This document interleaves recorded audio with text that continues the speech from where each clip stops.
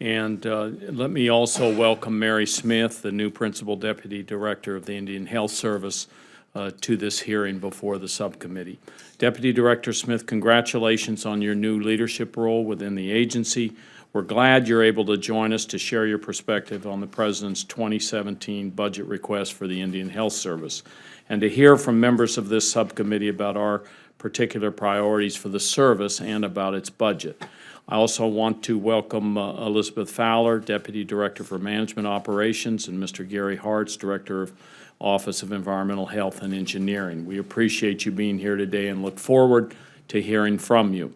Before we turn to the 2017 budget, I want to thank Chairman Murkowski for working with me to produce a very solid budget for the service this year.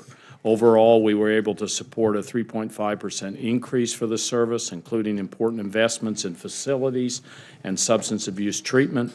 Also want to applaud the chairman for coming up with a more sustainable way to fund contract support costs so that these costs aren't funded at the expense of other programs. Madam Chairman, you've been a great champion for programs that are so critical to Native communities in both our states and throughout Indian country, and I'm proud of this entire subcommittee and the effort it has made to fund tribal health programs and make them a priority. But more is clearly needed. Indian country needs better access to clinical services. This is especially true for preventive care and also for mental health and substance abuse programs. These are critical services. We want to see IHS build more hospitals and health clinics, and we need to make excuse me, and we need to make sure the agency has the right tools to staff its facilities with qualified doctors and nurses. All of these issues affect tribes in New Mexico. We see it is in the lack of funding for substance abuse treatment in Gallup. We see it there in Gallup. We see it in the staffing shortages in Crown Point, which forced the closure of emergency medical services last year. The challenges are very clear. So I look forward to hearing more about possible solutions. I also want to hear how the agency plans to address serious problems we're seeing in other areas, including in the Great Plains, as the chairman has mentioned, where some IHS facilities are at risk of losing accreditation and have been forced to cut back vital medical services. This budget request takes on some of those challenges by requesting an 8% overall increase for the agency. It's going to be an uphill battle for the subcommittee to fully fund your proposal, given the flat budget caps in 2017. But we will do everything we can to support you, Deputy Director Smith, and to support Indian country. Your appearance today to share some of the details of the budget is critical to helping the subcommittee do its work. Again, congratulations on your new position, and thank you for providing testimony to us today. Thank you, Madam Chair, and Deputy Director Smith, I'm very pleased to see that you've included a 14% increase for alcohol and substance abuse programs as part of your 2017 budget request. I've already had the chance to visit with you about a particular issue in New Mexico that has to do with the Gallup Detox Center. It's also called NCI. Wanted to raise this issue again this morning and ask for your help. As I've mentioned, the center has been providing detoxification services to the Gallup community for more than 20 years. In a community struggling to reduce exposure deaths related to alcohol and substance abuse, the services it provides literally mean the difference between life or death. 25 people have died from alcohol-related exposure incidents between this winter and last winter, with a recent report of another death just 2 weeks ago. There were 5 deaths this January alone. According to the center's director, they have admitted more than 2,500 individuals since October 2015, which is approximately 10% of the population of Gallup. The need is clearly there, and the community is desperate to maintain these life-saving services.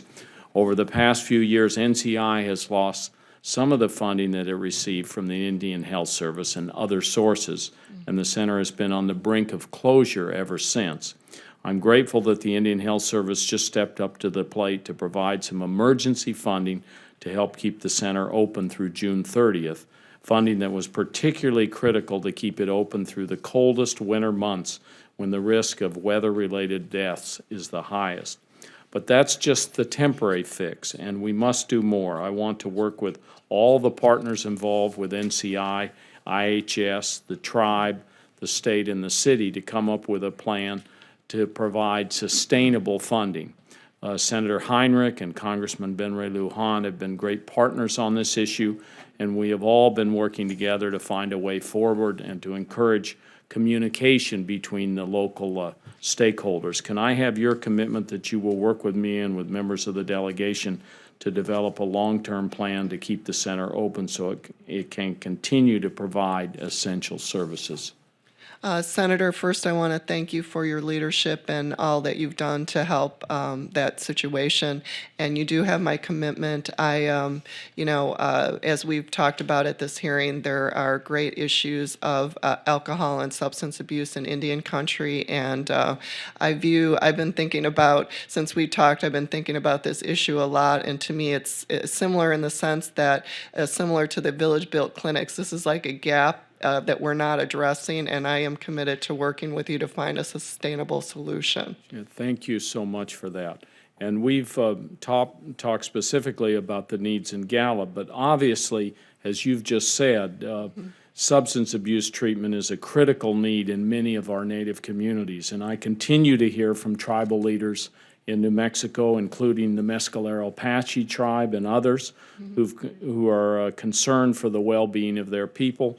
That's why I'm pleased to see we were able to provide a $10 million increase for alcohol and substance abuse treatment as part of the 2016 omnibus. Could you tell us more about how these increased funds will be used? What improvements in counseling and treatment services will these additional resources provide, and how soon will these improvements be available to tribes? Thank you, Senator, so much for highlighting the great need we have for behavioral health issues in Indian country, and we appreciate all your help and leadership on that issue. Our FY17 budget, we actually have a 46%, $46 million to focus on critical behavioral health needs. $15 million of that is for the Generation Indigenous Substance Abuse and Suicide Prevention projects to increase the number of child and adolescent behavioral health professionals. We have $21 million to fund continuing integration of behavioral health services throughout our IHS system. We have $4 million to fund pilot projects for Zero Suicide Initiative. We have $2 million to fund another gap that I think we realized is for aftercare after people leave regional youth treatment centers. So we have a $2 million pilot project for that. And then we have $4 million for domestic violence prevention to fund 30 additional organizations. Are you able, when you ramp up like this, able to get the funds and the resources down to the ground quickly?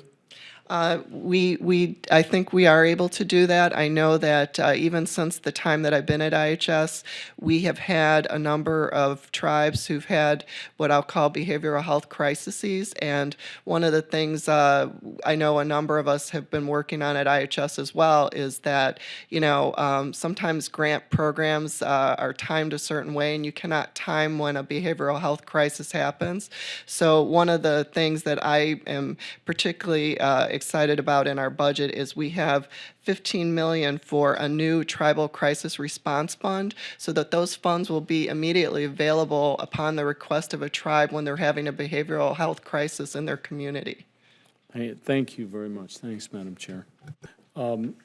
Deputy Director Smith, New Mexico emergency medical services were halted last year at an IHS medical center in Crown Point, New Mexico. This was due in part to staffing issues, though some emergency services were ultimately restored. I'm told the hospital is still unable to provide certain medical services like labor and delivery. My concerns about this situation are amplified by the problems that the service is having in other areas like the Great Plains, where multiple facilities are on the brink of losing their accreditation, and other tribes there have faced the loss of emergency services as well as substandard care. It goes without saying that patients deserve competent and timely care. It's absolutely intolerable for any IHS emergency facility to close for any amount of time and cutbacks to essential services like obstetrics are also unacceptable. Can you talk about what the IHS is specifically doing to address staffing shortages at Crown Point and other facilities in New Mexico? Thank you, Senator. Yes, we certainly agree with you on access to quality care and certain services being provided.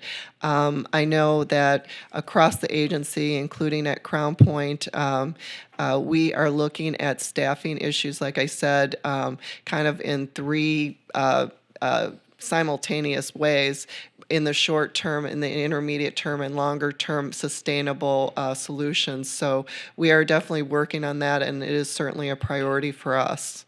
And are you able to tell me today anything specific about Crown Point, or would you rather Yes. do that? No, I have one specific. I know that the quarters are being upgraded out at Crown Point, so I'm able to tell you that today. Okay, thank you. And maybe you can update me on additional things in the record for Certainly will. specifically what we're doing out at Crown Point. On a related note, I'd like to raise the concerns I'm hearing about service reductions at the Santa Fe Indian Hospital. This is an issue that was brought to my attention recently by the Pueblo of Tesuque. Deputy Director Smith, I'd like to ask for your help in reviewing the situation with the hospital, and I'm going to ask you to provide some data for the record regarding services and staffing levels so that we can get to the bottom of these concerns. Would you work with me on this issue? Senator, we will certainly work with you and your staff on this issue and get you whatever answers and work together to find a solution. Thank you. Great, thank you. On the issue of loan repayment and staff quarters and things like that, as you know, the Indian Health Service currently spends an estimated 30% of its health professions account to pay taxes to the federal government, taking needed funding away from investments in skilled medical professionals.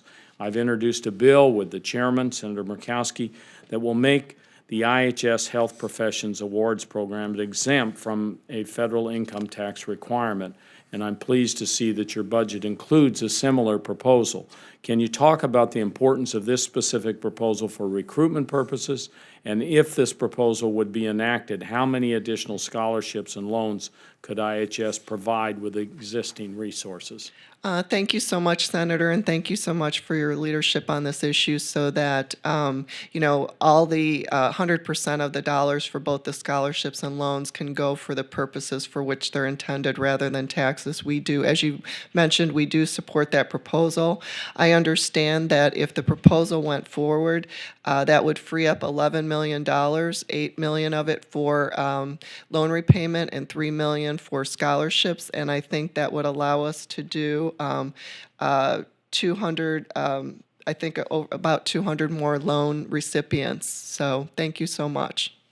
Well, we haven't gotten it done yet, but we look forward to Yeah. working on this and actually accomplishing this, and it helps a lot that the chairman's also the chairman of the authorizing committee. So I'm pleased that this subcommittee was able to provide $63 million in new funds for construction and maintenance needs as part of the 2016 omnibus. And I'm pleased to see that you build on that request in your 2017 budget by asking for another 9% increase. And we really need these kinds of things to happen in Indian country. The issue is particularly important to me because there are a number of tribal health facilities in New Mexico that have been waiting their turn on the IHS priority list for years. These include outpatient facilities in Alamo, Pueblo Pintado, and Albuquerque, and of course we also have the replacement of the Gallup Hospital on the list. How long will it take at current funding levels to complete work on the current priority list? Is it fair to say that should additional resources become available that you would be in a position to accelerate this timetable? Senator, thanks so much for your question. Yeah, I do understand. I think this is a ballpark estimate. I think it's in the nature of like 18 to 20 years to fully fund all the needs that there would be. And certainly if there were more funding, we would be able to do more projects. And I understand that the Alamo facility is next up for funding on the priority list, but it's not part of your FY 2017 request. What's the earliest we can expect to see funding for that project? I will defer to Mr. Hartz on this question. Thank you, Senator. You are correct. It is the next project on the outpatient list. And based on the current level of funding, it would probably be reached in the next, within the next 2 years. Thank you. And then maybe I'll come back with this one. Thank you, Madam Chair. Great. Thank you, Madam Chair. I just have one additional question on sanitation improvements. As you know, the subcommittee provided a 25% increase there. And nearly half of all homes in Indian Country are in need of sanitation improvements. And I frequently hear from my tribes in my state, such as the Navajo Nation, about the importance of these funds. The nation is unique because the tribe is making its own aggressive investments to upgrade water infrastructure on the reservation, and they are particularly interested in leveraging IHS sanitation funds to provide service to their members. Can you talk about the progress you expect to make with the increased funds provided in the omnibus? How specifically are you working with tribes like the Navajo Nation to ensure that the additional funds are being used strategically to take care of the most critical needs? Thank you, Senator, and thanks for the funding to address the urgent sanitation needs. We certainly agree with you, and I know we have another commitment in our FY17 budget with respect to the specific measures. I again will refer to my colleague, Mr. Hartz. Thank you, Senator. First of all, thank the committee for the additional $20 million in FY16. Nationwide, that's going to provide over 3,000 additional homes with improved water and sewer facilities, or new water and sewer facilities, because there are many places where potable water is not available in the home as we know it. As far as the collaboration with the Navajo Nation,